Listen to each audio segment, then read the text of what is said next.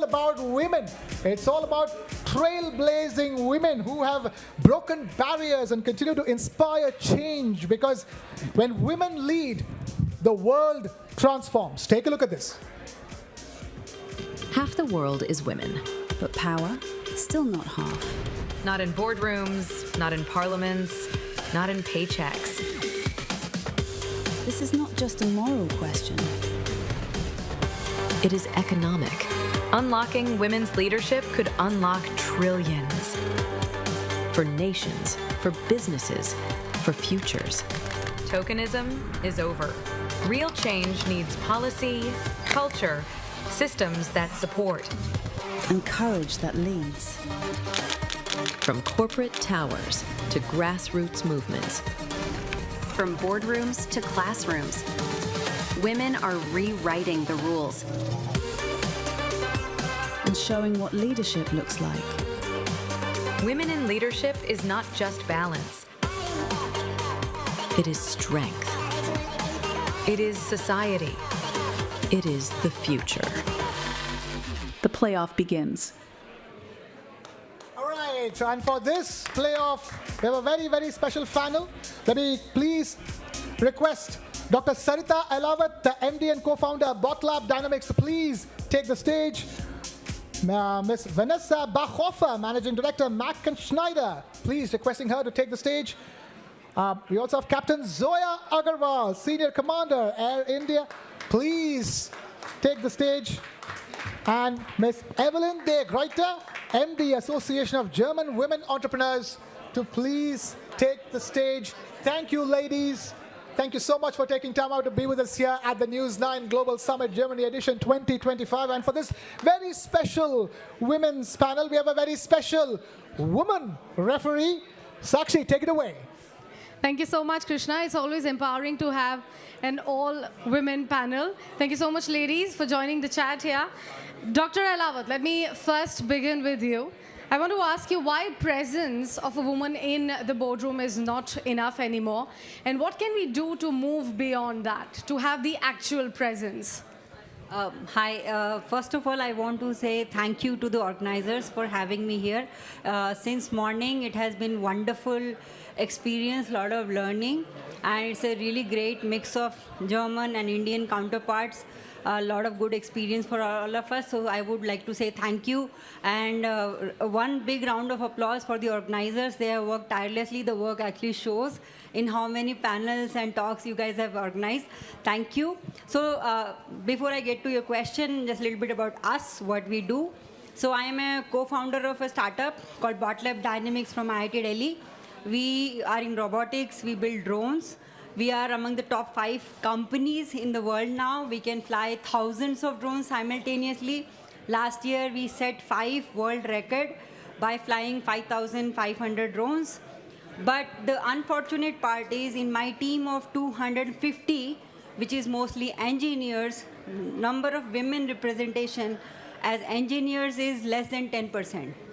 And if you look at it, since morning, we had more than 60 members speak here, and again, the women speakers were less than 10%.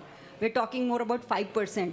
And it is really representing in when you talk about founders, boards, and unless we have that number come close to equal 50-50, you will not have that representation. Now coming to your question, what women can do. So if you look at, so there is a great opportunity, not even just for women, but overall for economy.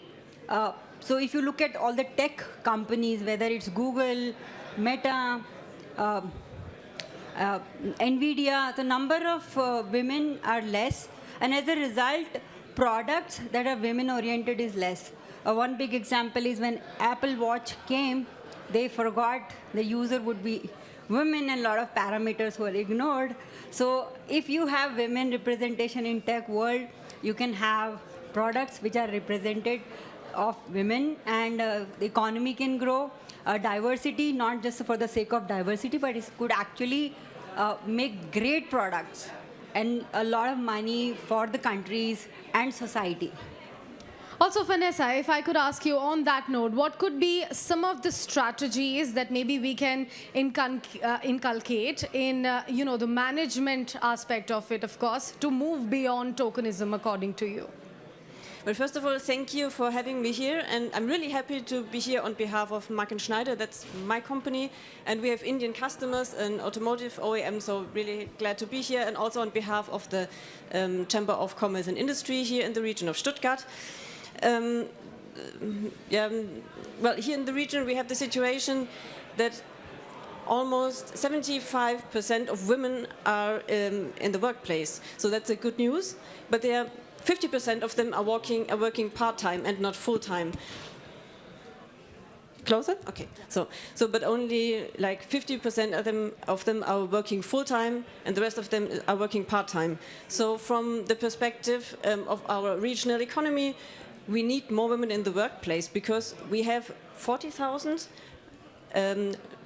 jobs vacant at the moment due to demography, and it would be more. So within 10 years, I think we have 100,000 that are the estimations of job vacancies here in the region. So we need women in the workplace, and we need them to work full-time. So from our perspective, what's really important is, number one, the social infrastructure, so that you have daycare that you can rely on. That's still sort of a problem. And at the workplace, we need to have more flexible work schedules. So at my company, we have, I don't know, maybe 80 different work models, especially designed for women and for people who need to take care of their parents or their relatives or whoever needs care. And also we need to promote leadership in women, because if you look at the numbers, you have 50% of women working at my company, but they are working in low-income professions, and this is not what we need. We need women that lead teams, that lead companies, that study something like STEM, like technical engineering, something like this, and not only the social professions. And as well, we need people, women, men, whoever, who are working in the care sector as well. Absolutely. Captain Zoya, let me take my next question to you. But before I do that, I just have to highlight that I was speaking to Vanessa and Evelyn earlier before we began the session. They were really excited to see you in your uniform. Sadly, that could not happen. But I think a power suit would do too. So, Captain Zoya, let me take my next question to you. It's not only about gender battle anymore, because we have race, sexuality also running in the same race.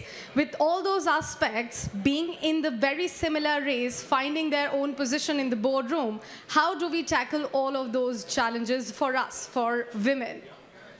Okay, thank you so much for having me here, to all the organizers. It's a wonderful themed event where you're highlighting a lot of things, but I'm sorry for disappointing all of you because I didn't show up in my uniform, but I promise I'll show you a picture of it before I leave.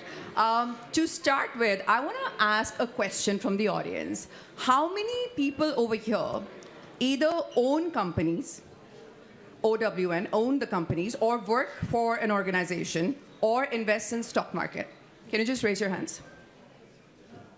Okay, so quite a few, right? And would you want 25% more profit for your company, for your organization that you're working for, or the one that you own, or maybe 47% higher return on equity? Yes? No? Yes? Yes? Okay. So there you go. You need to hire more women and give them a higher leadership position. As per the study of McKinsey, as well as a Harvard case study, they reported that if you have women in key leadership roles, not the middle management, but key leadership roles, you can boost your financial projections by 25%. That's the McKinsey. And as per the Harvard study, if you have women in similar roles, your return on equity is 47% higher. Can you beat that? So I think the whole struggle is we have tokenisms, we have the reservation, quota, positive action, so many names, right? But what we don't have the ability, once we hire those people, to follow through, to really listen to them, to see the value they bring on the table, to see beyond the makeup and the power suits and the looks, and not label them. I think that's where the challenge lies. And so long as we can move beyond that and see women for the actual value they bring, the skill, the professionalism. For example, when I joined my organization quite some time back, I was the 5th pilot in the whole ecosystem. And I was the youngest. And I was this really bubbly girl with earrings and makeup on. And somebody asked me, like, we're not used to seeing girls like that with makeup on. And as stupid as it was, or call it dumb or call it naive, I don't know what it was, I told that person, get used to it. And after that, I had to prove myself for my work 200% harder than my male counterparts. But once I did that, the respect was permanent. But why does a woman have to do that? Why don't we start with status quo? And for that, I think if we come back, trace the steps backwards, is the problem is with us. It's not with the system. We often want to blame. The problem starts with us. That's the root. And unless we don't change the way we think, unless we don't change the way we perceive our children as boy or girl, things are not going to change. Because remember, dreams do not have a gender, neither do aspirations. Thank you. That's a beautiful answer. That's a beautiful answer. Evelyn, do you agree with that? Because after having proven ourselves, we are still asking for a better space. We are still asking for a broader space. Yes, I can only echo the words all three others said. My name is Evelyn de Gruyter. I'm heading the Association of Female Entrepreneurs in Germany. And the association was founded back in the 50s. Thank you. Back in the 50s. And our founder, she was the owner of a big steel mill.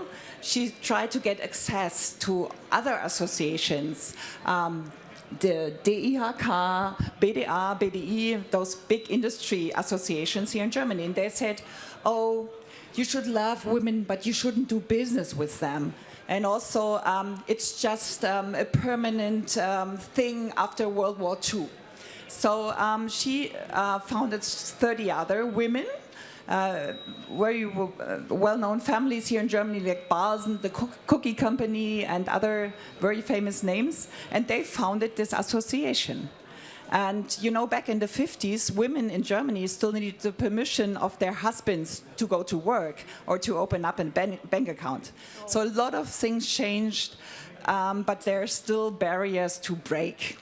So I can echo what you said. I mean, we have to work on it, and it doesn't only help if we have women on the boards, but they also, the culture in the companies have to change so that they can really get through. And we need the female perspective in, especially in startups, because I mean, how can you leave out 50% of the population?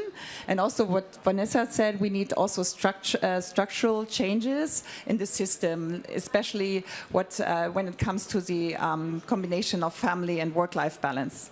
Thank you. That's really interesting. And I take immense pleasure while I highlight that, you know, this is not just based on the gender that we are asking for better opportunities or more opportunities in the boardroom, but I will speak on the behalf of every female present in this newsroom. In fact, that we are asking on the basis of merit, right, Dr. Elawat? We are not asking you for the opportunities just because we are female. We can prove it to you. According to you, how can we also groom the younger women, the young girls for those bigger opportunities? To bring equality, I think the numbers are not in our favor. So, I mean, if you look at stats in India, especially after 12th grade, a lot more girl students pass the exam, overall number, and even the number of girls who are topping exam 10th and 12th a lot more than the boys. But as the girls are graduating and then take post-graduation, then PhD and postdoc, and each stage we are losing certain number of female candidates. And when they come, they show up in the jobs. So to begin with, we have a very small ratio to work with. And then expecting that you have this 3% workforce or 5%, and I'm only talking about STEM. In that, expecting that, you know, these number of girls should become CEO or CTOs, then it's kind of putting that kind of expectation is not fair on your behalf to that girl. because she may not have, the kind of exposure or the skill set that you need as an organization. And now, in fact, to the lot of credit to the organization and academic institutions, even at IITs, in terms of opportunity, there are a lot equally female students and male students or engineers are treated equal. So I think the struggle is not at mentoring or giving an opportunity. The struggle is the entry point, the ratio is very skewed. You're talking 90 to 10 or 80 to 20 and expecting those 20 will outshine everyone, and there are very few Indra Nooyi or Kiran Majumdar. So those are less examples because you're dealing with smaller numbers.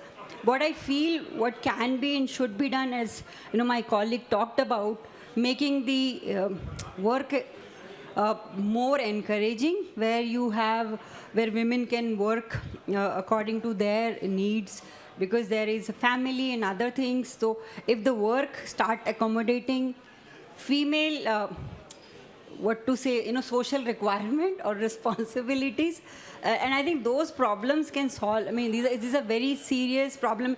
And Europe has been developed for a very, very long time. And still Europe, US are struggling. Like how many CEOs in US leading the tech companies. And same goes in Europe and same is in India. So it's a very serious problem, and it has to go beyond this conversation at a root cause level. We need to address starting from school and addressing why women are falling behind, and then making it a norm that we address it. Women do not want to be in the boardroom just because they're women and just to fulfill some quota or something and just to handle the women's topics. So that's the worst thing, is women talking about women's stuff. So when we're in the boardroom, we want to handle the topics that affect the whole company. We want to decide even in the technical departments, because our perspective is different and you have a market to win. So, how can we make them allies? Sometimes it helps if they have daughters, and so they start to understand how the world is for a female, for a woman. So that helps. And I had a very encouraging experience just today with one of my team leaders, because we had a conversation with a worker who was a bit uncomfortable with a male colleague, because she had some doubts. And it was very cute and very encouraging that my team leader said, okay, we have to take this serious. So this is nothing that we can just under the rug sweep.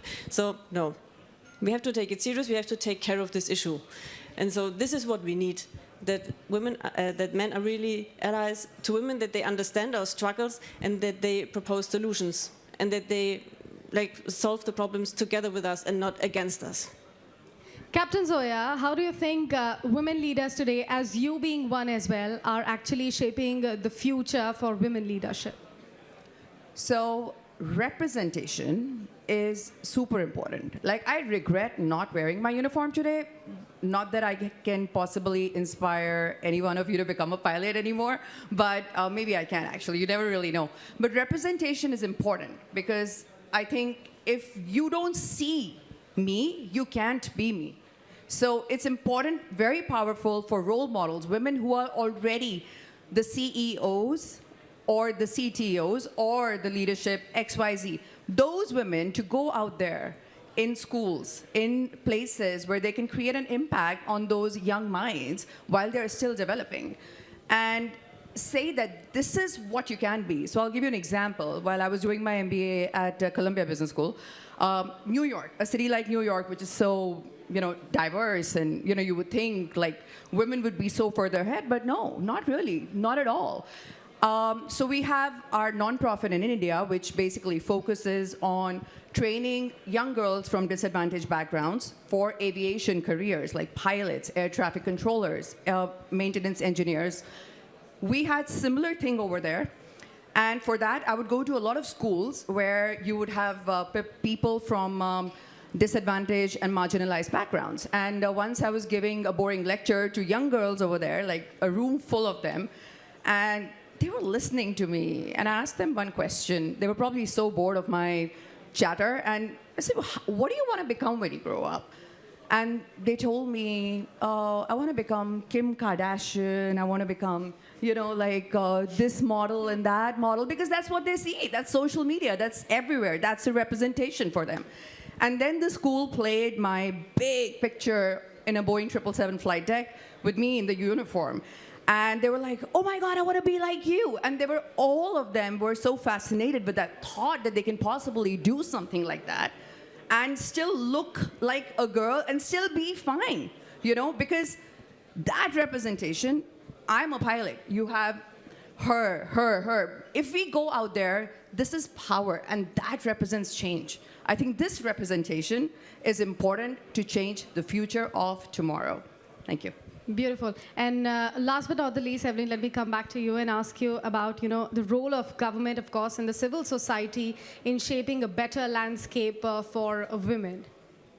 Yes, it's interesting because internationally it's all the same all over, and we as an association have the big honor to represent Germany within the W20, which belongs to the G20. And I had the honor to visit India back for the big G20 summit, and it's very important. I'm a little bit like you, Vanessa, that I say don't put women topics aside to an extra process, but it's so important to keep up the things we gained already, because we are facing a major backlash in the moment. I was attending the biggest UN conference in New York City this March, and the representative of the Vatican State, she said on the stage that women finally get back to their designated role of raising kids and caring for the family.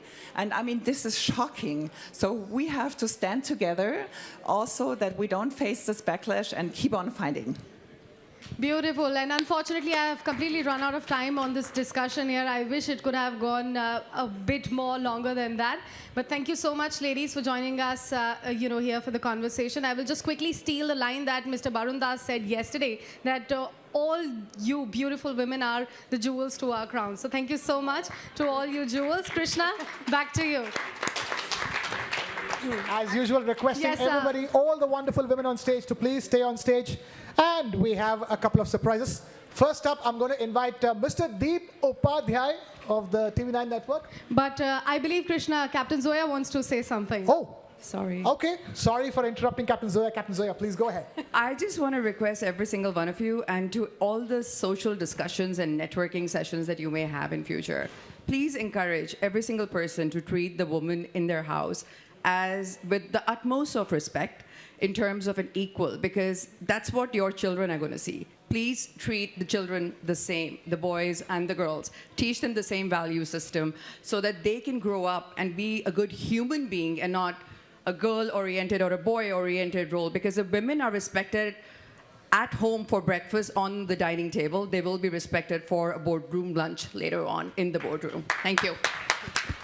Thank you, Captain Zoya, for that very strong and important message that needs to be heard loud and clear all across the world.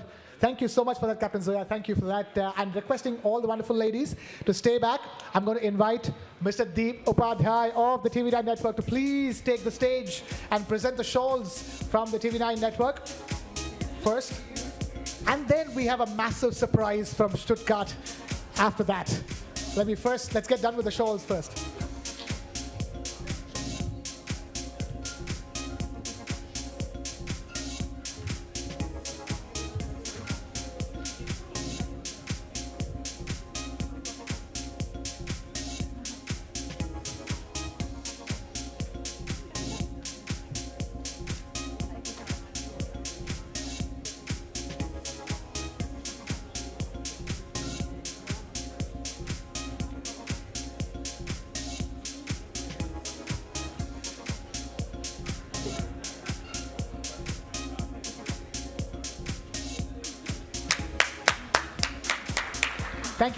Thank you, Deepji. Also, stay back with us, Deepji, on the stage.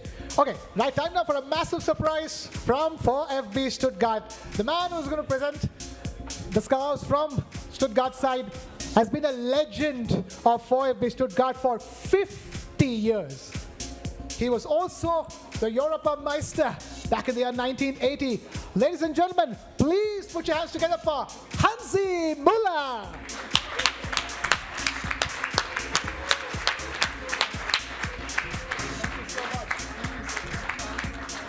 Requesting our favorite Hansi to please present the 4FB Stuttgart scarves.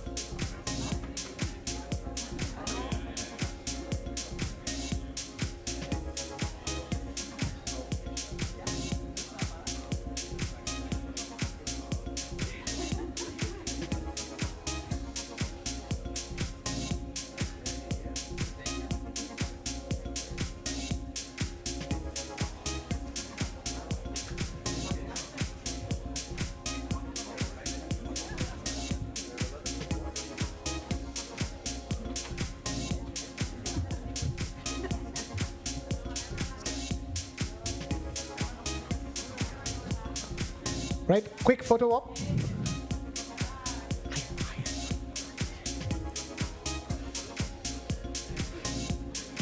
All right, yes, and that's the shawl from our side, from the TV9 Network side for Hansi Muller. Ladies and gentlemen, huge round of applause for the legend Hansi Muller.